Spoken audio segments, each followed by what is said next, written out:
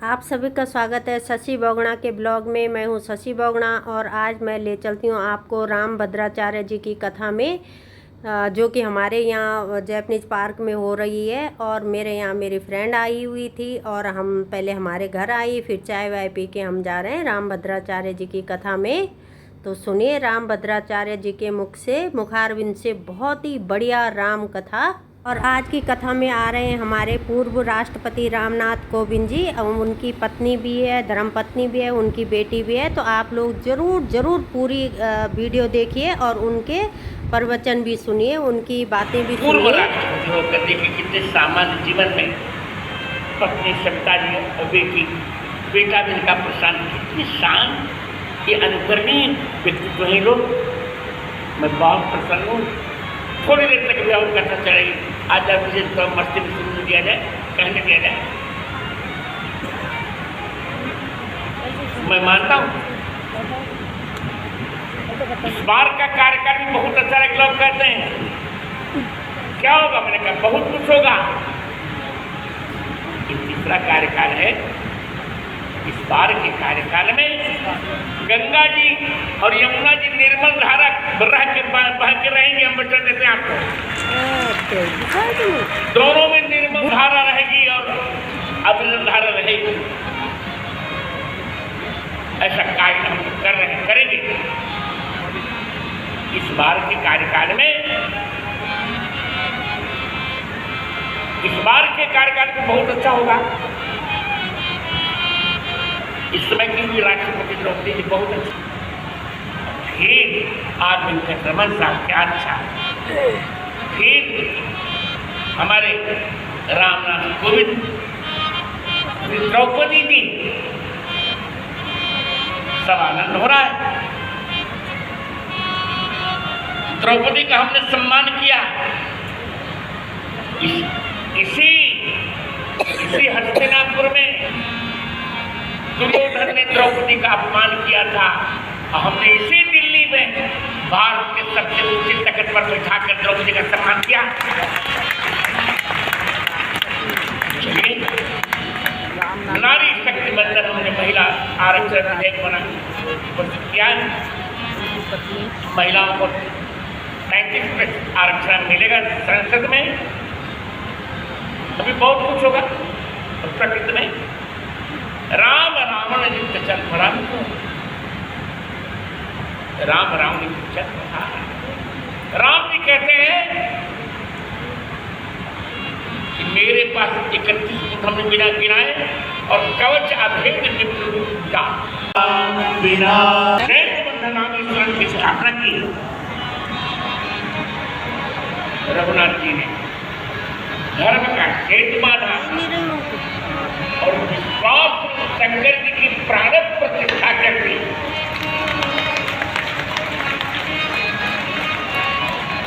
आनंद करें, धर्म आगे बढ़ा। राम कथा गंगा से आगे बढ़ी। रावण की नगरी लंका में भी राम की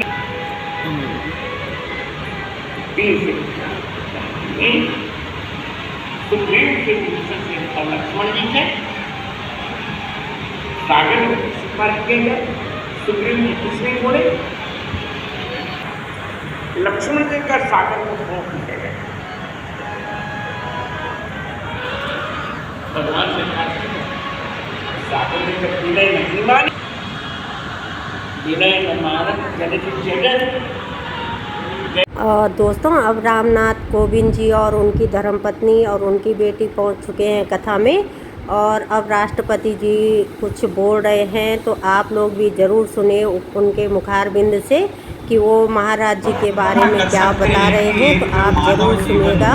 प्राप्त करके किसी एक बालक को 5 वर्ष की आयु में पूरी की पूरी श्रीमद् भागवत गीता का स्मरण हो जाए, कंठस्थ हो जाए। 7 वर्ष की आयु में पूरी रामचरितमानस कंठस्थ हो जाए। 240 लगभग हम सब मान करके चलते हैं, 240 और 250 के बीच में उन्होंने पुस्तकों का लेखन किया। खुद को इस देश में सर्वोच्च, सबसे सर्वोच्च पद जिसको हम अवार्ड कहते हैं मिला है। हाँ, एक बाकी बचा है, उसके लिए मैं प्रभु राम से प्रार्थना करता हूँ और वो है भारत रत्न। उसके पश्चात वाले जितने भी वो सब मिल चुके हैं और सही मायने में वो उससे भी भारत रत्न तो वो हैं, जनता ने उनको स्वीकार कर लिया। मुझे सौभाग्य मिला उनके विश्वविद्यालय में जाने का, उनके सानिध्य में बैठने का। जब मैं बिहार का राज्यपाल था तो मुझे लगता है उनकी 2 बार कथा श्रवण करने का सुअवसर मिला। और ये बात सच है जो जगत गुरु जी ने बताई थी। सीतामढ़ी में एक कार्यक्रम था, उस समय मैं राज्यपाल था बिहार का, और उन्होंने मुझे आशीर्वाद दिया। उन्होंने कहा कि रामनाथ जी, आप जो मैं देख रहा हूँ अगले कुछ ही समय में जो है आप इस भारत के सर्वोच्च पद पर विराजमान हैं। और वो ये उनका आशीर्वाद, और मुझे लगता है कि उन्होंने देश को भी आशीर्वाद दिया, मोदी जी को भी आशीर्वाद दिया, और मोदी जी के माध्यम से जो है इस देशवासियों को, सभी जो हमारे राम भक्त हैं उन सबको आशीर्वाद दिया। मैं ईश्वर से प्रार्थना करता हूँ, सचमुच में प्रभु रामलला यहाँ खड़े हुए विराजमान हैं, और इनके मंदिर में सबका योगदान है, लेकिन बहुत सारा योगदान जो है जो कि दलीलों जो कोर्ट में, सुप्रीम कोर्ट में पेश होती थी, संयोग से उस समय मैं भी था राष्ट्रपति भवन में, तो मुझे जानकारी मिलती रहती थी।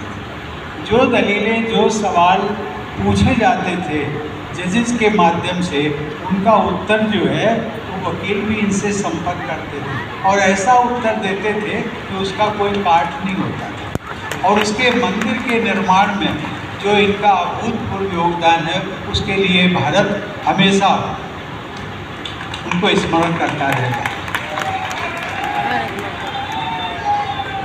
मैं जगत गुरु स्वामी जी का आशीर्वाद लेते हुए और मैं अपनी बात समाप्त करता हूँ।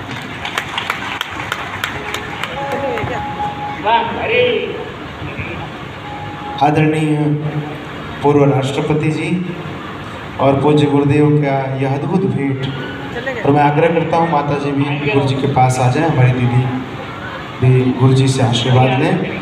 पूज्य गुरुदेव के साथ आदरणीय पूर्व राष्ट्रपति जी का इतना प्रेम रहा है, इतना आनंद, इतना स्नेह रहा है। निरंतर आप चित्रकूट भी कई बार पधारे, राज्यपाल रहते हुए भी। माता का है, अरे नहीं, ये मैं सेवा के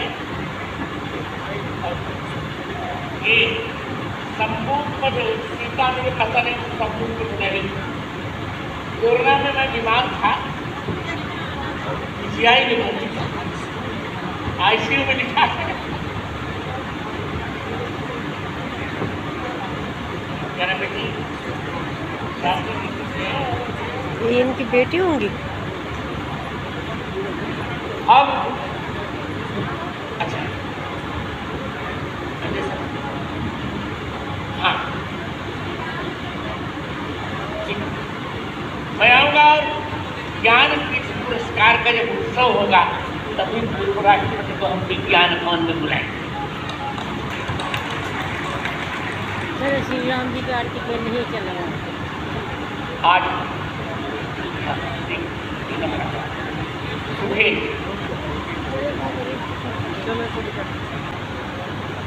दिल्ली वालों, आज कितना सौभाग्य है। यह कथा इतनी ऐतिहासिक हुई आपकी कथा मेरी।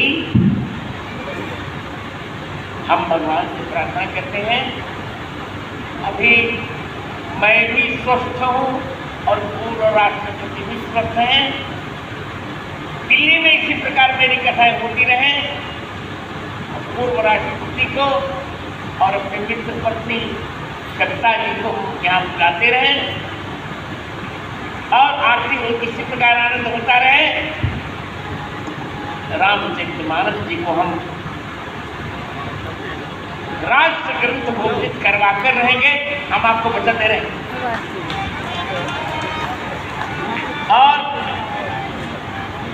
और यहाँ के पार्षद नगर निगम जो भी होंगे, सब जगह इस पार्क का नाम अब जापानी पार्क नहीं, तुलसीदास पार्क रखा जाए। अच्छा। न हिंदुओं को विरोध होगा, न मुसलमानों को विरोध होगा, नहीं शायद क्या जापानी पार्क क्यों? तुलसीदास पार्क। अब तो एक तुलसीदास पार्क होगा।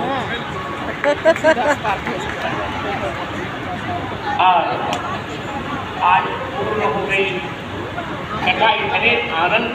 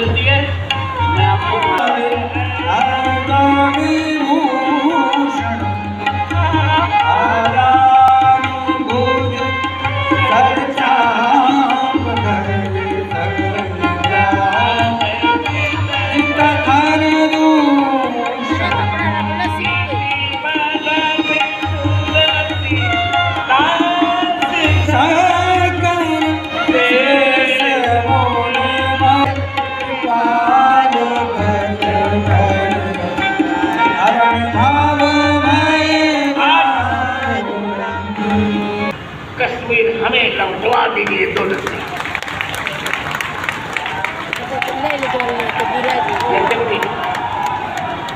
पूर्व राष्ट्र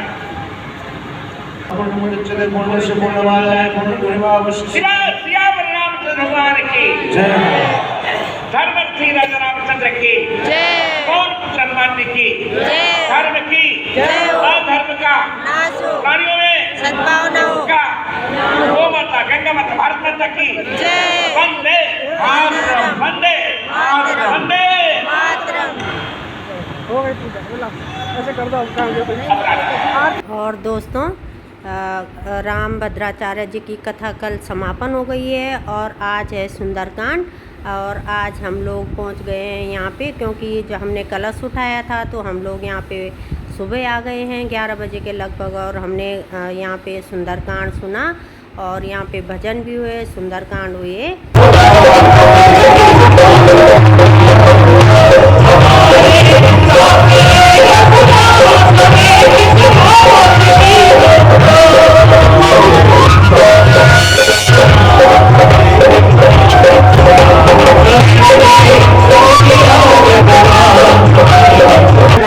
से हम महाराज जी का अभिनंदन करें, महाराज जी को सम्मानित करें। प्रसाद की व्यवस्था बाहर 4 काउंटर लगे हुए हैं, उन्हीं काउंटरों पर प्रसाद की व्यवस्था है। प्रसाद की व्यवस्था भरपूर है। सुंदरकांड भी संपन्न हो गया है और अब हम लोग यहाँ पे भंडारा खाएंगे और फिर उसके बाद हम लोग घर जाएंगे। और बहुत बढ़िया लगा 7 दिन तक कथा सुनने में। और अब मैं घर पहुँच गई हूँ, मुझे कलश नारियल मिल गया है। और इस बार इन्होंने कलश के अंदर पानी नहीं रखा था, इसमें इन्होंने कलश के अंदर इस बार इन्होंने गंगा जल की एक छोटी सी शीशी रखी हुई थी। और उन्होंने कहा कि पानी में स्मेल वगैरह आ जाती है 7-8 दिन तक, तो इन्होंने इस बार गंगा जल की शीशी कलश के अंदर रखती थी। और वहाँ से मैं लाई हूँ थोड़ा सा हवन की राख। हवन तो सुबह हो गया था, हम पहुँच नहीं पाए, लेकिन बाद में मैं राख ले आई थी और बच्चों का टीका लगाने के लिए। और वहाँ से मैं लाई हूँ ये एक तुलसी माला। मैं एकादशी का व्रत करती हूँ, तो वहाँ पे जो थे उन्होंने कहा कि नारायण भगवान की जो माला होती है तुलसी पे ही करनी चाहिए। तो आप लोगों को मेरी वीडियो कैसे लगी आप लोग कमेंट करके बताना, और मेरी वीडियो को लाइक सब्सक्राइब ज़रूर करना। और अब हम मिलेंगे अगली वीडियो में, तब तक के लिए बाय बाय।